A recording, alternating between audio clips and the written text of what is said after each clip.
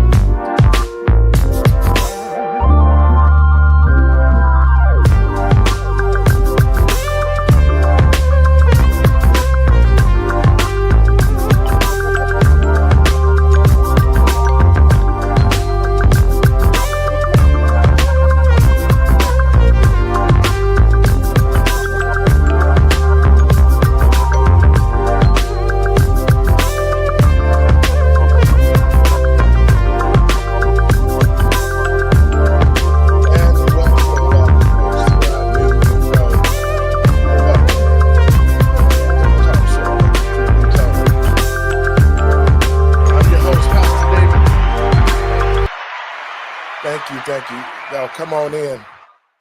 Folks, first, giving honor to God. Thank you. First, let me give all praises to God and my Lord and Savior, Yahshua, for making it possible to be here. And thank you, folks, for tuning in. And welcome to all our old listeners, new listeners.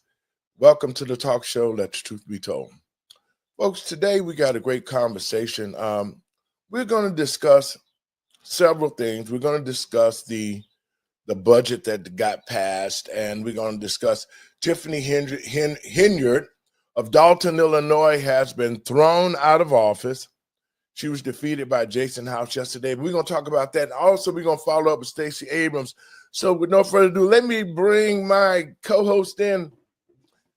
Hey, Doc, good afternoon. How you doing? Hey, good afternoon. How's everybody doing?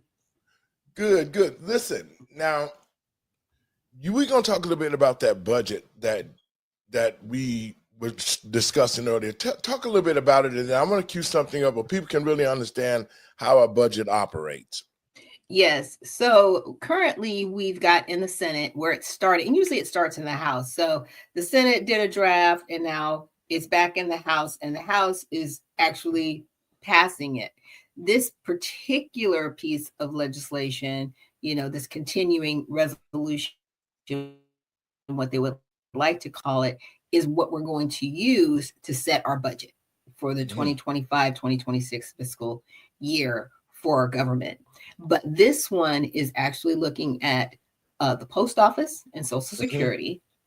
My concern with this continuing resolution is by 2034, we will be $54 trillion in debt. Now, there's a lot of discussion about debt, right? So, unfortunately, the debt ceiling is going to be raised. My concern is that's just a projection, right? It could be higher than 54 trillion. This is the reason why Rand Paul voted against it. So if anybody's wondering why he was the one dissenting voice in the room, it's because he saw that increase in our deficit and said, absolutely not. And so I think this is something that's going to go back and forth before it gets to the president's desk.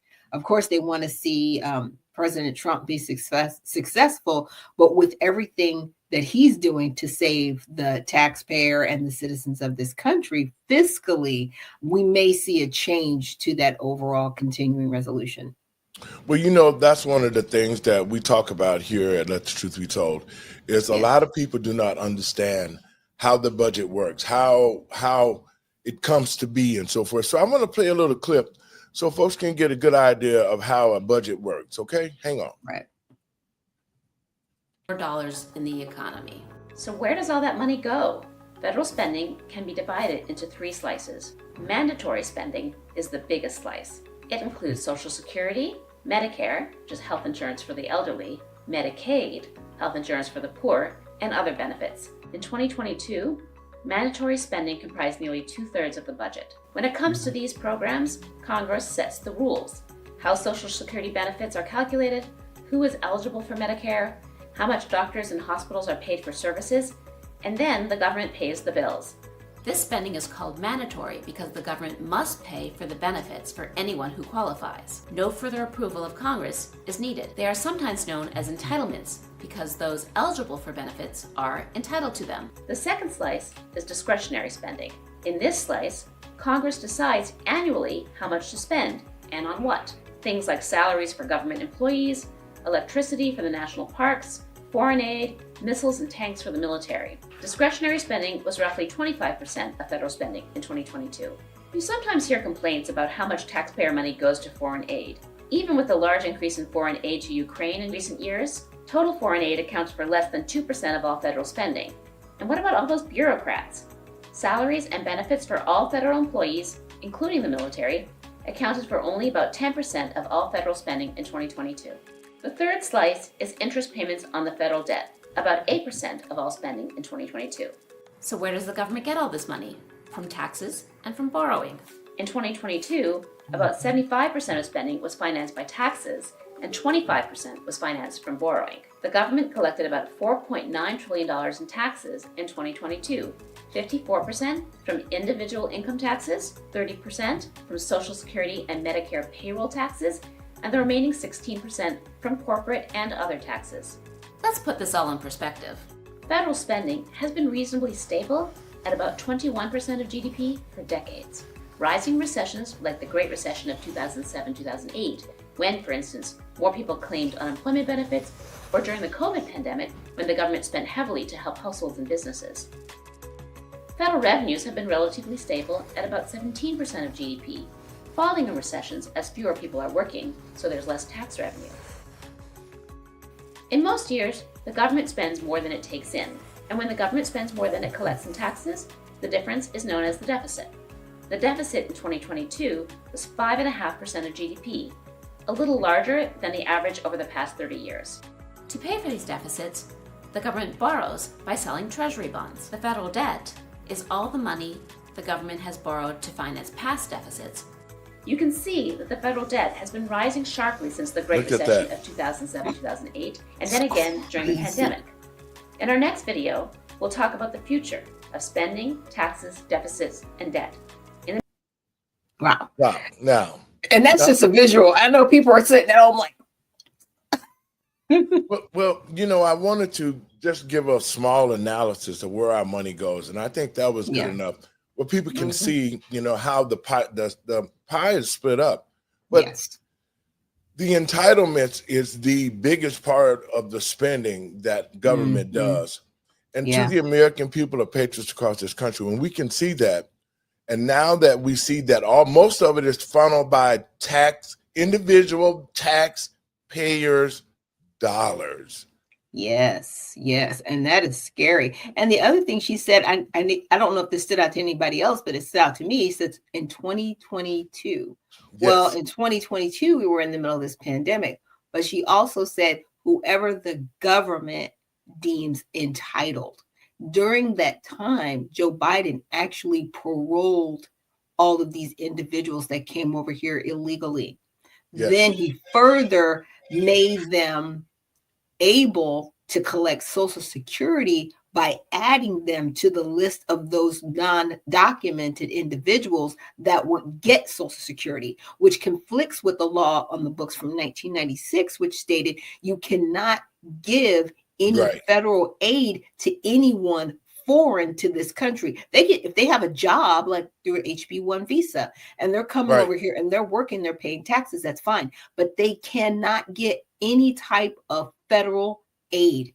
So, you know, the Democratic Party, they don't get to have an excuse in this. It's like you tried to destroy the country with getting all these individuals here. Now you're going to hear a lot of crying about people, oh, I'm losing my benefits, this and that. When you see an American citizen saying that, I'm like, okay, are you trolling? Because you're not losing your benefits. And if you're driving a BMW, you shouldn't have these benefits. Let's just be clear. Now, there's a video out there, I'm just telling you. Now, with the illegal people that are here getting this funding, they should not be getting it. And it should be immediately rescinded, immediately. Well, that's the whole thing that has been the crust of this whole situation with the illegals, is the fact that the Democratic Party and the Biden administration and the Harris administration, once they open those borders up, they use the NGOs, they use Catholic Charities, the Red Cross, the Divine Nine. They use those organizations to funnel that money to these illegals because, as you can see, and what the law says is that in order to get these type of entitlements, you have to be a U.S. citizen. Yeah, that's just the bottom line. So when Joe Biden robbed the FEMA and took all that money out of FEMA and sent it to New York and to other places to house the illegal aliens, that's all. They broke the law, and it's so clear. And I just don't think how they can continue to think that the American people couldn't see that. Right. That we couldn't see it, but because they had the Democratic stronghold for what, 3 or 4 years, they were able to pass all these laws. They were able to put all of these, our taxpayer dollars, into these slush funds and pull the money back out and then use it for other things that they wanted to do, for houses, cars, businesses, you name it. And this Democratic Party has used these different organizations to get rich off of us. You know, I just think it's a shame that if you only make a couple $100,000 a year, then all of a sudden you become a millionaire. Yeah. And what things we're not talking about are like Act Blue, you know, where James O'Keefe, he uncovered how people were being used, right, and didn't even realize it. Their names and were just being used to funnel millions of dollars through Act Blue. Where was that money coming from? Like I spoke to you about it earlier. It's like, okay, yeah, they spent $20 million on Iraq for Sesame Street. There had to be a congressperson attached to that to approve it. You just don't send money through USAID without somebody saying, hey, I want $20 million for Iraq. Okay, great. Well, what congressperson is standing up and saying this is okay? It has to come from somewhere. People under Congress don't get to just say where the money goes. You know, to their point, they did say, we control the purse. You do. And I'm glad you said that, because I want it used everywhere that, yes, you do control the purse, but it's how you've abused the purse that have citizens concerned. And when you said that, Doctor, I'm going to play this clip because one of the things that we have been discussing is the fraud, waste, and abuse to the Ukraine. We've been sending them money since 2011. And I got a short clip that'll show where the money was going and how Zelensky and the rest of the crime people were getting paid. Right.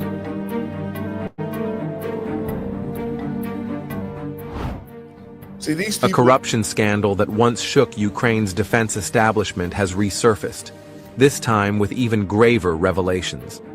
French authorities now claim the stolen amount is even larger, with lavish real estate purchases in Europe exposing the scale of fraud. A year ago, Ukraine's security service, SBU, accused top defense officials of orchestrating a fraudulent scheme to siphon off nearly $40 million from a state-funded purchase of 100,000 mortar rounds. Ukraine had paid nearly the full amount, yet the munitions never arrived. 5 individuals, including 3 government officials, a defense contractor executive, and a foreign commercial group representative, were implicated. the SBU confirmed that one suspect was caught while attempting to flee. If convicted, those involved face up to 12 years in prison. But the corruption trail extends far beyond Ukraine's borders. French authorities uncovered that the stolen funds financed luxury real estate, including a villa, a vineyard, and multiple land plots worth millions. According to the National Anti-Corruption Bureau of Ukraine, NABU, and the Specialized Anti-Corruption Prosecutor's Office, SAPO, a former executive of Ukraine's state-owned defense conglomerate, Ukroboronprom, orchestrated a multi-million-dollar embezzlement scheme, funneling $46 million from state enterprises into foreign accounts under the guise of agent services linked to military sales. At least $13 million was laundered through intermediaries before reaching personal accounts. French authorities have seized the assets, and Ukraine is seeking extradition. NABU, working alongside international law enforcement agencies, is tracing the illicit financial flows to expose the full extent of the corruption. Weighing in on the scandal, Elon Musk, the U.S. head of the Department of Government Efficiency, condemned the Ukrainian government's mishandling of war funds. "This is just the tip of the iceberg," Musk remarked. Fico weighed in with his statement, wherein he lashed out Zelensky again. President Zelensky actually needs this war. When there is war, there cannot be democratic elections.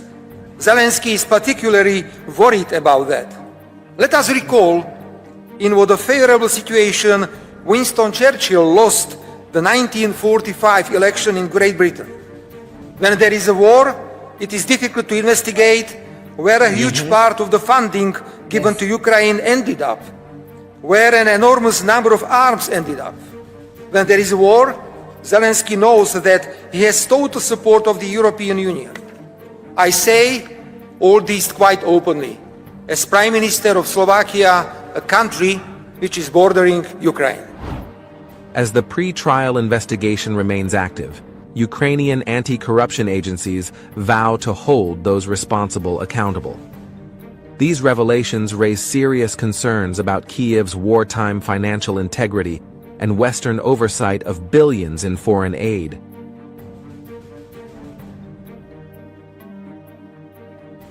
So now, Doc. Wow, that is.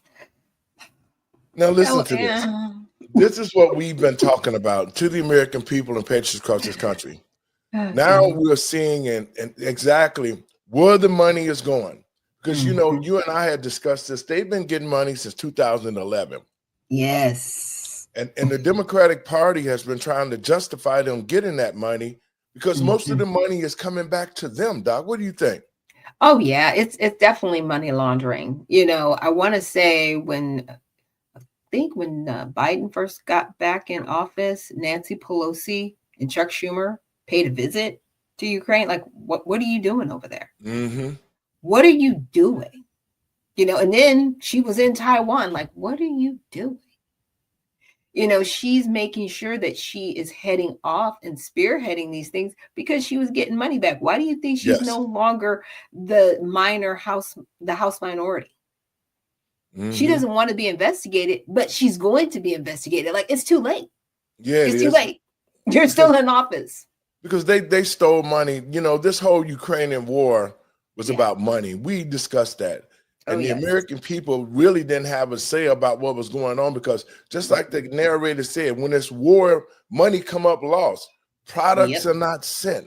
I mean, so with all the money that was sent to the Ukraine, and the American people are over here suffering like hell.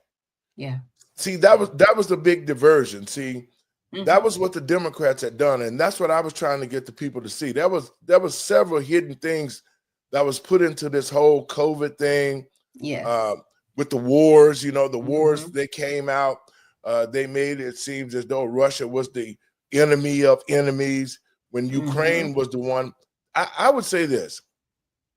With the corruption that was going on in Ukraine, I would say that America in Ukraine started this war against Russia, because the simple fact that most of these American politicians don't bought land in the Ukraine, the fact of the open ports there, then you turn around and you talk about a prosecutor who was exposing Joe Biden them for money laundering with Burisma and all these other places.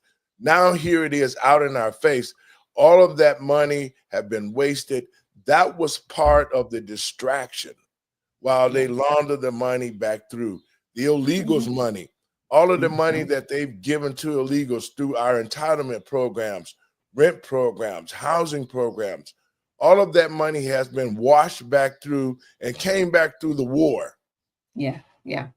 And also to that, just looking at the stocks that were purchased during that time by members of Congress. So war is good for certain people because of the stocks that they hold, like Halliburton, you know, like all those defense contractors. Yes, the big Black Ops. Yes. So they're making a lot of money when we're at war. And to your point, it's like, well, where did the money go? I mean, the Pentagon lost $6 billion last year. They failed 7 audits, and they have an $850 billion budget. Well, and you know what? Billion people. Now, and that's the thing too. I talk about it because doing this whole thing with the Biden administration, the coming out party for the gays and the transgenderism was created by Barack Obama. And what he did was he embedded gays into different places within the military, energy department, transportation. I mean, our country was being ran by a bunch of homosexuals who had one thing in mind, was to take much as money as they could take, use our government to do sex change operations, because they just cut out about $8 billion in DEI programs for transgender operations. The whole 9 yards. DEA is only a vehicle that was used by the homosexuals to take money. Yeah. And that's sad, because there are people that are not involved in the LGBTQIA2 spirit. You know, they do lead an alternative lifestyle, but they are not trying to defraud people. So I just need people to understand that I'm not a proponent of that lifestyle, but I'm just saying not everybody that does that is a criminal. But what Pastor's saying, the people that were positioned. Yes, they were definitely positioned by Barack Obama administration. And that's the point that I'm making, because when he got them positioned, he felt comfortable enough to tell God to go to hell and created the law that the same-sex marriage, but he had already put those people in place. This whole thing was planned well, and COVID was the reason why they were able to bring it and enforce it. And then once that they got in, and the more that they pushed and the more money that they kept hiding under the DEI for the LGBT group and make it seem like this was all about Black people. It never was about Black people. DEI was just a farce. It was a vehicle used to steal money and make Black people think that it was a legitimate program for Black people, Doc. Yeah. And unfortunately, you know, the LGBTQ plus two spirit, you know, they decided to, I want to say, take over DEI. Do you know what I mean? Because they're the ones that benefited from it. Black people actually suffered from it because we were used as the face of it, but we didn't benefit from it. Just like affirmative action. We were used as the face of it, didn't benefit from it. I'm like, you know what? Get rid of all this stuff and let's go back to a merit-based system. Because when you come back to a merit-based system, then everybody's exposed, right? Good, bad, or indifferent. And that's how it should be, especially with these workers. Wait a minute. You've got people working for the government mad because they have to basically be accountable for what they did over 5 days. And it's like, okay, if you don't respond, you're done. They're upset. You shouldn't be. They're still upset. They're like, oh, we got fired without notice. No, you were told, take the deal. Exactly. Or this is not going to go well for you. Take it. And the people that didn't take it, they were like, well, we're just going to go to court. Guess what? Where they're at right now. No money. They have money. And to our listeners, I want to play this clip about DEI because, see, I hate the fact that the Democrats have used these programs not to assist Black, No. but to make it appear Right. that they're Exactly. assisting Black people with these affirmative actions program, with the Mhm. DEI program. And really, Black people are the last people on the totem pole. When you start talking about DEI and affirmative action, they were the worst programs ever put into effect that was supposed to be a basis to help Black people. They were the worst. Affirmative action only allowed you to take 10% of minority participation, and most of the minorities were deemed white women. And so they benefited from it all. But I'm going to play this skip a little bit about DUI for our watchers, our listeners. The real F around and find out moment is here. A lot of people are looking at the Black community thinking that we are the recipients and benefactors of DEI programs and affirmative action programs. And I know affirmative action is no longer, but whenever they hear the term DEI or they hear the term affirmative action, they look to the Black community thinking that we are the benefactor. Now, here's some information for you. The number one recipient of DEI are white women. That is according to the U.S. Department of Labor. And others fall under that group, under the minority group, the ethnic minority. Number one recipient under that group are Latino and Hispanic Americans. Number two are Asian Americans. Number three are Native Americans. Number four, individuals with disability. Number five, veterans. Okay? And number six, the LGBTQ plus community. And guess who comes last at receiving DEI benefits? Guess who comes last? That's right. Black Americans. Black people. Let me also say, you can do a Google search and you will see the primary benefactors of DEI programs are not only white women, but white men, white male CEOs. Those are the ones who have benefited the most from DEI initiative programs. Doc, your thoughts? It's just, again, we're used for everybody else's benefit. It's like they use our plight to benefit off of. I wish we could grift better, but we don't know. It's bad. Well, a lot of Black Americans do not really understand the programs because they are not fully explained to Black Americans Right. when they implement the programs. The politicians are not telling Black folks that they're the last on the list to get jobs, to even benefit from it. Right? It's like but you see us out here on the street petitioning, giving our voice, bullhorning. Why you get rid of DEI? They want you to fight for it. You're not gonna get it, but they want you to fight for see, it. that is the misconception, and that's why I played that, because Black folks need to understand we have to stop putting our voices behind things that are destructive to our people. Right. These programs are destructive to the Black community because they are not an asset. Yeah. It's a smoke screen, because just like right now, you would have thought that with these DEI programs that's been going for years, that they would be benefiting the Black community. Right. But it hasn't. Black folks, it has benefited everybody else except Black people. But when they come, but see, this is how the Democrats do.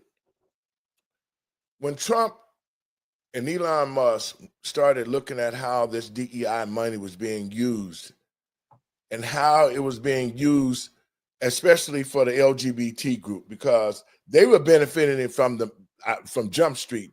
Most of the white women, they got all the major contracts, but they created contracts in DEI that went specifically to the LGBT group, Doc. And they created those contracts as sole source contracts. These contracts were not bidded out. Anything over $3 million needs to be bidded out. Yes. Because at $3 million, if you're in the 8A program, which is another program, a DEI program called 8A that minority contractors can get into, and by homosexuals being deemed in DEI, a protected class. they were a protected class, and they were able to get up to $3 million without competition. Right. Exactly. So, just think about, that's why you see these increments, 3 million here, 6 million there. Because I've seen contracts for people outside of this country. Imagine being in the United States. You're a woman of color like myself, but you won't qualify for it unless you're from Ghana. Yes. Or you're from Africa. I live here in the United States, and you're telling me that my tax dollars are going specifically to somebody that I can't even qualify for it. And it's somebody foreign from our country that's getting these grants. And if you don't think I'm telling the truth, just Google it. Okay. Yes, and you're spot on, because that's what I'm trying to get the American people and patriots across this country, especially Black Americans, to see. When you watch this show, we're coming with receipts for what we're saying, because we want folks to know, whoever watched the show, we want you to know that you can come here, and when we make these type of statements, we can back them up with receipts, so that we need to get our people to understand we need to start researching, and we need to have things explained to us about our taxpayer dollars, why these DEI programs are in effect, that does not help Black Americans at all, but everybody else in the food chain. Oh, but I need all of those programs to end, like the one I just mentioned. Why do we have a grant for people in Ghana and not here in the United States for business? Exactly. To start a business. Well, you know what? Stacey Abrams, we talked about her the other day about what she's been doing. And, now that they found out, and folks, it's coming out, even with the energy department. They've been washing money through the energy department, the EPA, the transportation department. Most of all of these departments under the Joe Biden administration, now you have to think about it, they were mostly LGBT people. Yes. Remember the energy department guy that was stealing luggage? Luggage out the airport? And go ahead. Didn't he have access to the new codes? He had access to the new codes. It was sad. He was a kleptomaniac. It was like, you're making 6 figures. Why are you stealing other people's luggage? What is going on? Well, you know what? This was the payback, and this is to the American people and patriots. This was our wake-up call. Yeah. I want to say this. God put America through the last 4 years for a reason. Yes, he did. And as a pastor, I'm looking from a spiritual eye. We were able to see the enemy. We were able to see where the enemy was at and what they were attempting to do. See, sometimes things can be a blessing in disguise, because when COVID came, we saw who the real enemy was. We saw the fake pastors who shut their doors down for COVID and started giving out the vaccinations. We saw how the school system was when they implemented all the homosexuals into the schools with the kids. They changed the laws, parent laws. All of this thing came under COVID. And to the American people, from a spiritual eye, we were able to see the demonic presence in the White House.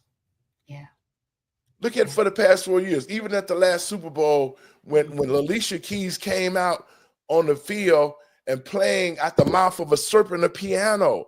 I mean, look at all the demonic stuff that the Biden administration put this country in. And just like I spoke so much about here in Chicago, the reason why Chicago is in the mess that it in is because LGBT Lori Lightfoot got Chicago diverted money from programs that would actually help Black people and created DEI and started sending the money to all the LGBT group. Your thoughts, Doc? Oh, yeah. And then insult to injury, they got Brandon Johnson. And the bad part about it is I remember when he was running and how he said, yeah, we're going to end that and we're going to do better for the especially for Black people. He said these things. I'm just saying.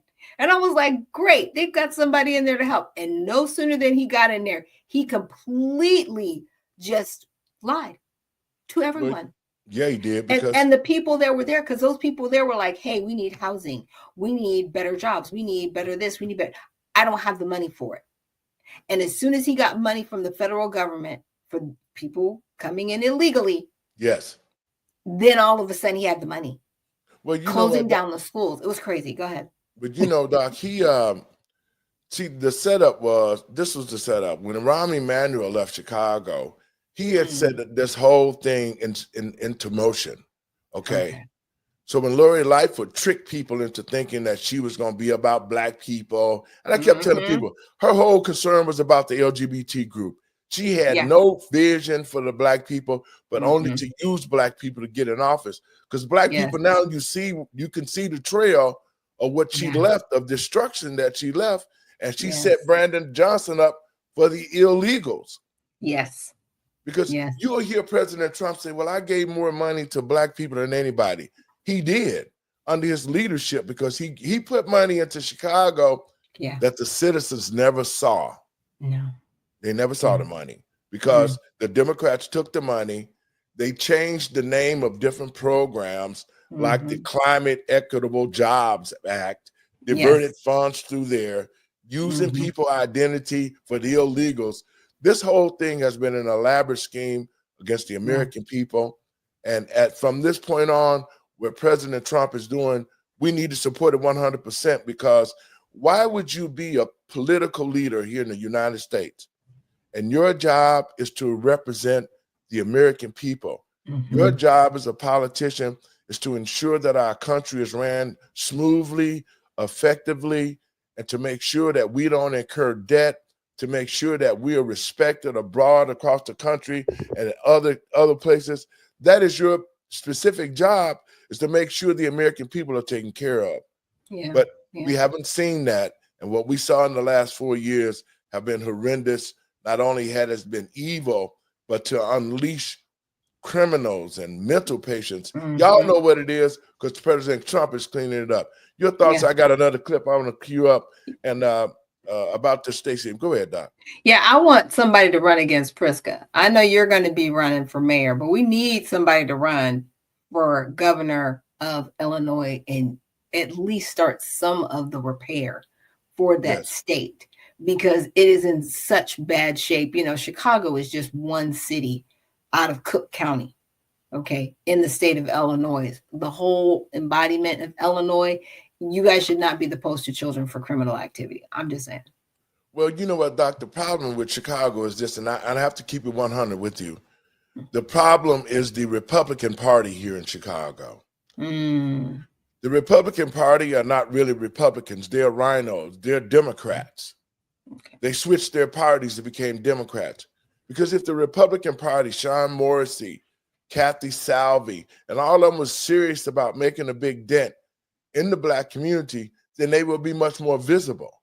But when you got Republicans here who are going along with the Democrats, because, at last March when we did the Heritage Foundation investigation into the polling places, we found everything that was illegal, from thumb drives to the printers.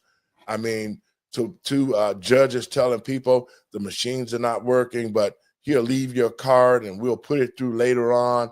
I mean, all the bad things, the illegal things that have cost elections are done here in Chicago. But when we saw those things and we put them out there, it was good because during the presidential elections this past fall, they weren't able to do those things because everybody was watching. Right. And so our thought is right now is that we need to be cheering that Elon Musk is finding taxpayer dollars. You would think the Democrats would be too, because that's why they're in office. They're supposed to be working for us, but yet they're protesting and hollering and crying about losing money and what they got on us. Doc, I'm going to cue this up. And we... Let me show you guys exactly what's going on here. We got some stuff to get into, so let's roll the tape. All right, folks, so just take a look at this clip from the Ingram angle on Fox News. Mr. Administrator, can you explain what the heck happened here and how another slush fund has been exposed? So this is $2 billion of that $20 billion that was parked at this bank outside of government towards the end of the Biden administration. Power Forward Communities, which Stacey Abrams is part of, only received $100 in 2023. They then got $2 billion in this grant in 2024. Now, I was just reading over the grant agreement, Laura. On the first page, it gives the organization, this nonprofit, 21 days to distribute $2 billion. But this is the crazy part. I went to page 7 of the grant agreement, and it's giving the entity 90 days to complete a training called How to Develop a Budget.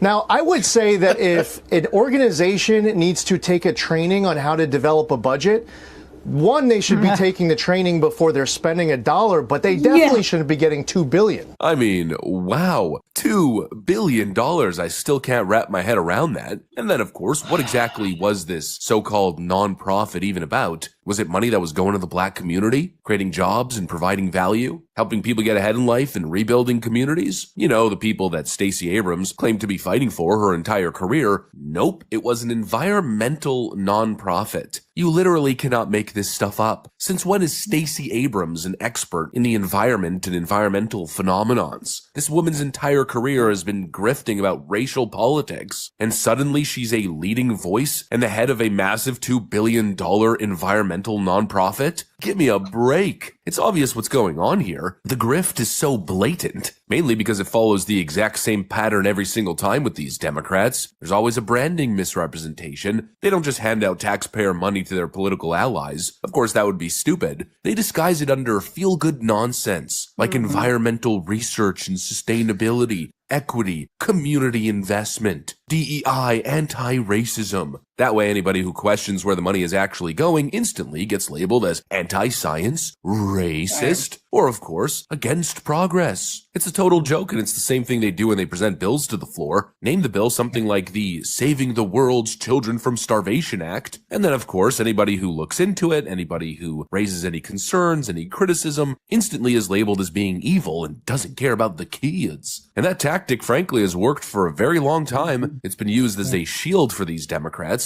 Well, I guess until today, because now we have people like Lee Zeldin coming along and starting to pull up the receipts, looking into this funneling of money. And I guess now moving forward, the grift is completely exposed and up. Does anybody truthfully believe that Stacey Abrams is first of all deserving of this position, but secondly, was doing anything of actual real value with this money? Do we truthfully believe that this $2 billion nonprofit is saving the environment? I mean, come on. It's simply a taxpayer grift. And how exactly does $2 billion go to Stacey Abrams' nonprofit with zero oversight? How has nobody been aware of this for the last however many years that this has been going on? You know what it feels like to me? It feels like a payoff. Stacey Abrams has been the Democrat Party's goon in Georgia for years. She spent every election cycle crying about voter suppression, running sketchy voter registration operations, which some people claim were linked to ballot harvesting operations. A lot of people credit Stacey Abrams' work to being very beneficial to the Democrats and their, let's call it, election endeavors. Stacey Abrams, I guess, scratched their back, and then this feels like they're returning the favor, scratching her back in return. And now actually, here's the best part. Supposedly, this $2 billion in funding for her nonprofit is just the tip of the iceberg. Apparently, there's another $18 billion sitting in that same account, conveniently set up by Biden's team in the final days of his presidency. Very interesting. It's almost as if this moving of money is part of some massive organized slush fund meant to funnel billions of dollars to their political allies just days before Trump took office. It's just unbelievable. And when you're talking about funds of this level being moved to Democrat-linked organizations, there just has to be a good explanation. Otherwise, the only logical assumption, the only conclusion that I'm leaping towards is pure corruption and money funneling to their allies. Of course, always under the guise of some feel-good program that's supposedly providing all kinds of value that the left can never actually quantify or explain. I mean, honestly, this ought to put it into perspective. $520 million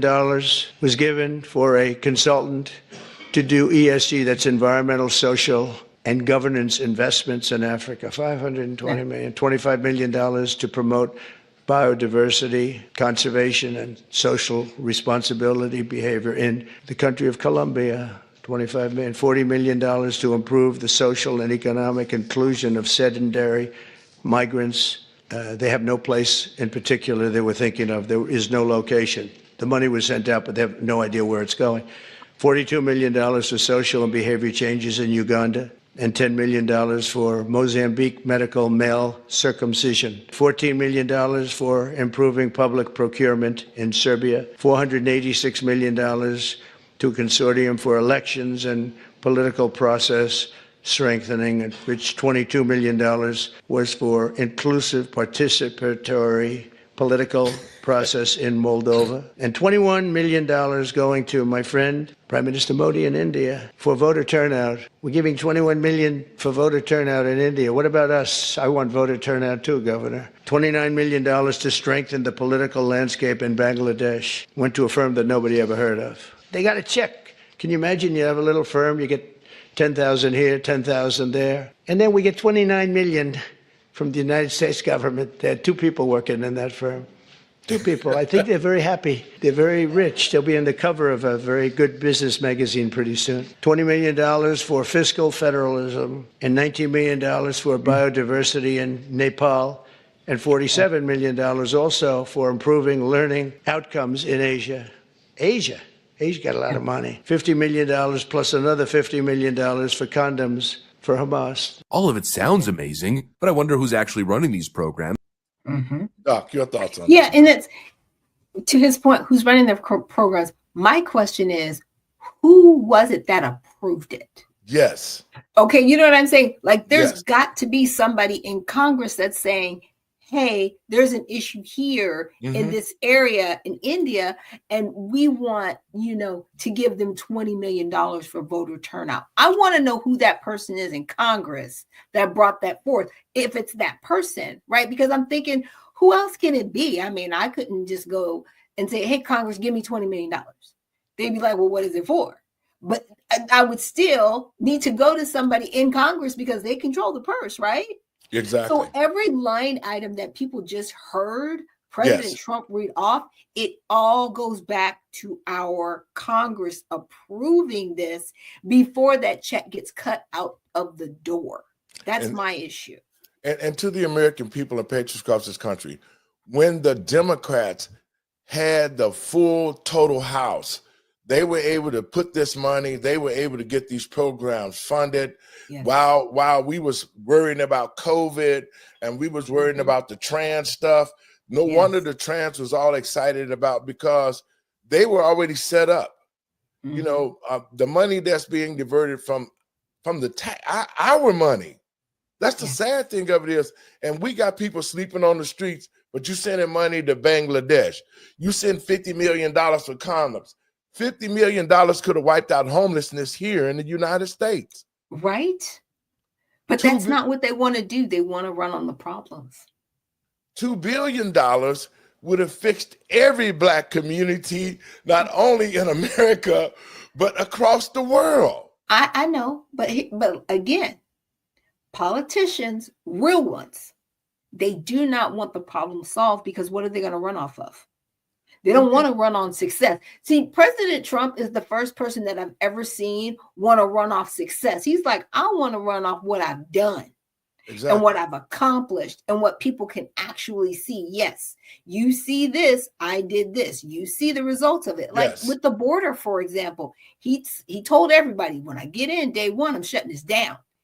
We're at 95% down in crossings. So he's delivering, and he's running on what he's delivering. Where other politicians, they just want to go, yeah, we got this homeless problem. Exactly.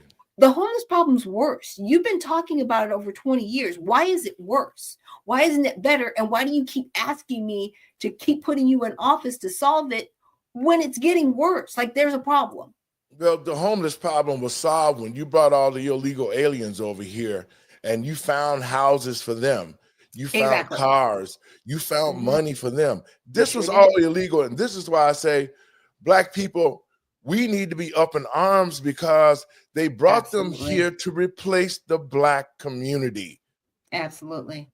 And that's why they were brought here. So I don't see how Black people could be listening to the Roland Martins or to the WVONs or to any of the Maxine Waters or any of these Black politicians. Black political leaders who have been in office, like here in Chicago, the aldermen who have been in conjunction with Brandon Johnson, all of these Black political leaders need to be removed out of office. They do. Because they what's don't happening? deserve us. No, they don't deserve to be into office because they haven't done anything to help the Black community that they represent. They haven't, but they always come to us, and then they want to berate us. They want to put us down. They don't want to lift anybody up, but they want our vote. I'm like, okay, you know what? I'm tired of being abused. Well, seriously, I'm over it. And this is why I'm running for mayor of Chicago, is because Black folks, we should be tired of the BS. Yeah. We should be really tired. I mean, as the mayor of Chicago, it's about the people. It's going to be about rebuilding the Black community, every community in Chicago, but especially the Black community, because it's suffering the most. Black people are suffering with crime. We're suffering with financial illiteracy.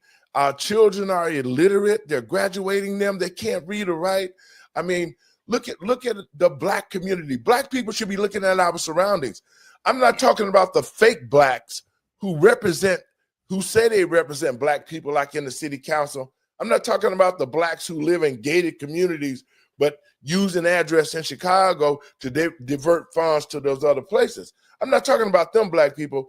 Those are the Black people that we got to get rid of, because those are the people who are trying to destroy the grassroots Black community. Yeah. And so that's why I'm telling people, get involved. We have to replace them.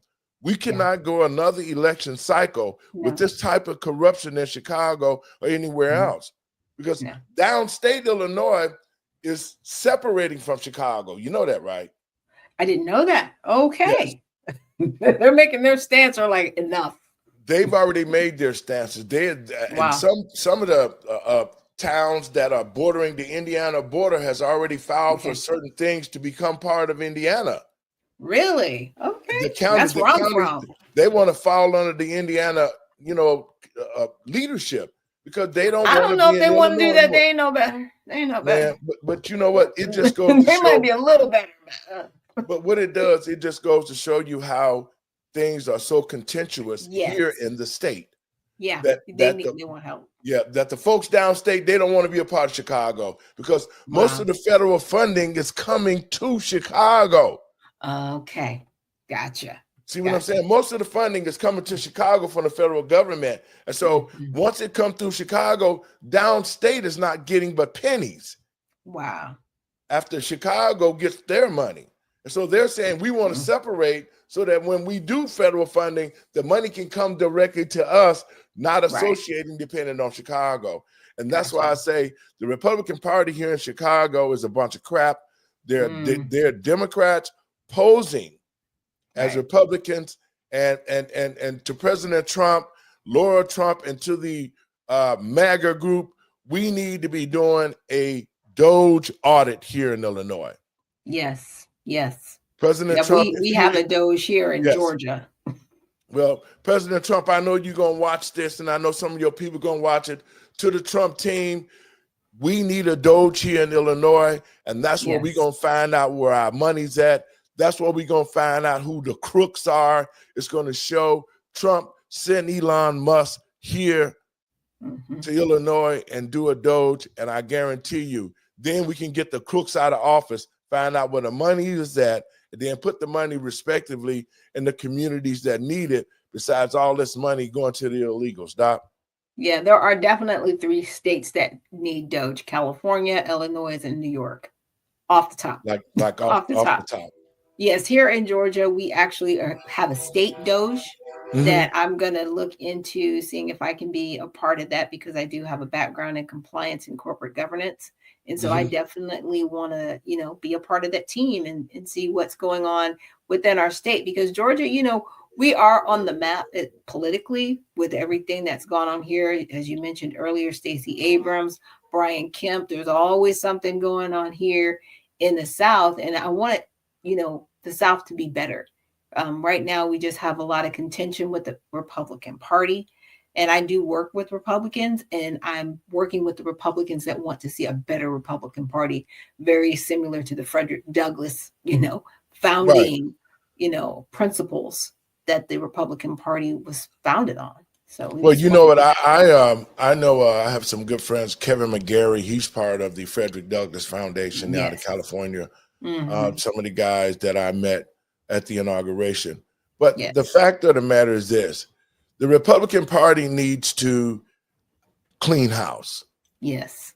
Because just like here in Illinois, if the Republican Party was visible, you wouldn't just have to give those 19 electoral votes automatically to the Democrats. Exactly. To President Trump team, Black people came out and in this state voted over 47%. Overwhelmingly, yes. Republican. But to President Trump, you don't have any real Republicans here in the state of Illinois who are going to get out and take this wave and get into the communities and give alternatives to Black people, because these rhinos are in office, Black people do not have a Republican Party here who they can go to and get with, because they don't want that. The rhinos here are just getting paid to be quiet, to let it go, and whatever the Democrats want to do with the supermajority, they allow them to do that. And that's why you see in so many towns being destroyed under the Democratic leadership. And it only goes to show that whenever Democrats are involved with something, I hope the American people and patriots across this country can see that whenever Democrats are involved with something, it turns to crap. It's unfortunate, and I just want people to remember, we do have the Redemption Party. We are filed with the FEC. If anyone wants to run in any state around the country with the Redemption Party, they can. We already run the town of Roseland in Indiana, which sits right next door to South Bend. And so we are making a stance as a party, especially at the local level, because that's where the money directly impacts you as a citizen. And that's the problem, and that we're going to have here in Illinois. And that's why I've been talking to, trying to get in touch with the Trump team about this. Even though if they put money into the state of Illinois, it is going to be choked off by the Democrats in the local elections. Because once here at the local level is where the money is being disseminated at. That's why I was so glad when President Trump froze the federal money here by the sanctuary cities. And now Brandon Johnson is going back trying to find money. He's asking the city council and the governor for money now, just a few days ago, because now he don't have the federal money. They got to come up with some money, because they done stole most of the money, and now they can't come out of their pocket and say, well, we'll just return the money we stole. They're trying to find more money from the state now that the feds have cut that money off. And that's why I say this is a partial Doge for Illinois, because they can go full blown once he gets out there and go before Congress and explain with his receipts why he took federal dollars and invested in illegally to illegal aliens. Pam Bondi, she gonna find out what's in that closet. She's looking forward to it. She's looking forward to it. Now, folks, we got a hot story that came out before we get out of here. It's about Dolton, Illinois.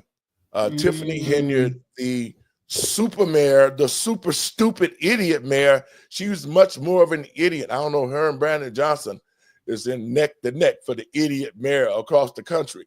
Sad. But she was removed and voted out the primaries last night by What? Trustee House, a friend of mine, and I'm so glad he did. Wow. I wanna throw this clip in here because even in this, she's still stupid. Watch the clip. And the leader in breaking news on all of the Dalton drama. Dane, this sounds like a shocker.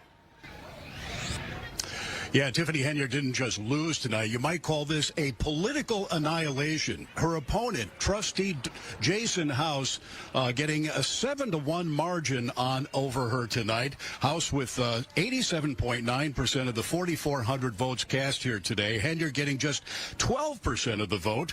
Those numbers came in fast this evening, sparking a huge celebration here at House's campaign headquarters.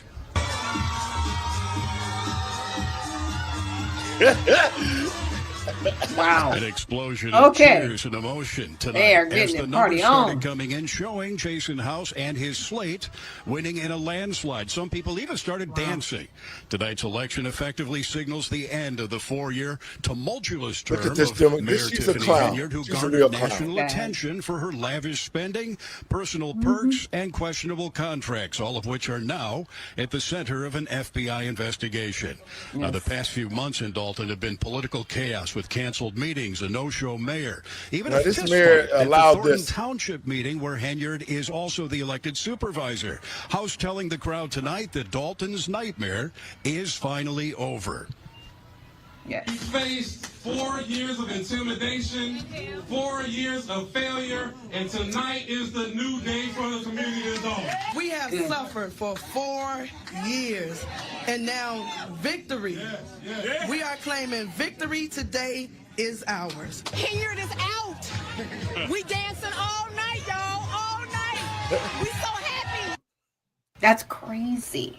Now, we've not been able to track down Tiffany Henyard yet tonight. She was not telling anybody earlier where she was holding her campaign event. She's been laying low. But we did talk to her earlier today as she cast her vote at a nearby school. Here's what she had to say around 4 o'clock this afternoon. Don't win, what are you going to do?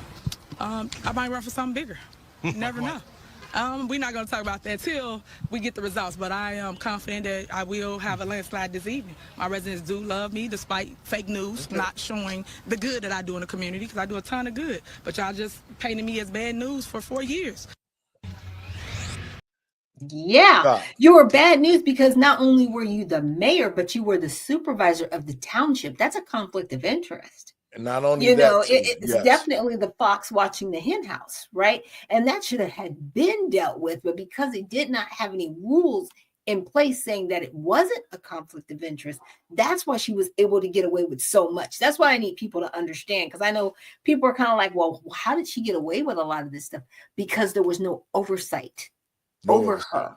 You know, she just literally got to do whatever she wanted, and they had to go along with it because she supervised the township along with being the mayor. Well, she didn't get elected. She was placed. She was placed in there out of intimidation that she did when she got to office. I mean, well, didn't somebody get sick and pass away and she replaced that person? I thought that's what happened. Well, what happened with Tiffany Henyard, when she was a trustee, she owned some property, and people that lived inside the property, it was Section 8 property. She ended up having somebody die because of the mold ingestion. It was a family there that we helped move and get out as the president of Living and Driving While Black Foundation. We were the first ones to file a lawsuit against her, and we did win for Miss Smith and her family. And we're still waiting for that to be paid because she refused to sign the contract for the insurance. So she was a horrible mayor, horrible. She also was a horrible supervisor because she had a surplus, $3 to $4 million, and now all of that money is gone. Her boyfriend got contracts, all the nepotism. Dalton has a chance now to get himself back on his feet. Doc, your last words before we get out of here. Yes. So remember, like I always say, when you see all of these things happening, look towards heaven, for your redemption is near. And with that, please check out the USA Redemption Party. We are looking for candidates to be servants of the people and members of our party. So check out usaredemptionparty.com. Doc, thank you so much, and we gonna keep it going. The platform will be ready soon. I see you getting ready. Unfiltered vision. But we're gonna keep it going. God bless you, and we'll talk soon, folks. I want to thank you for tuning in to the show. That's what our job is as journalists. We're supposed to continue to bring information and the truth about what's happening. So these are my last words before I get out of here. First, let me say this. To the American people of patriots across this country, now that we see the truth, we have to act on it. We cannot sit around and continue down this road of despair and destruction. We have to now take this country back with the leadership of President Trump on a local level. I'm urging local people on the local level, people who are not educated. You don't have to be educated to run for office. Get that out of your head. You just have to love your neighborhood. You have to love this country and love the state you live in. That's the reason why we got all these educated fools in political position, is because the local people trusted them. We can no longer trust the Democratic Party. We can no longer sit back and wait for somebody else to do it. Change starts with the man in the mirror.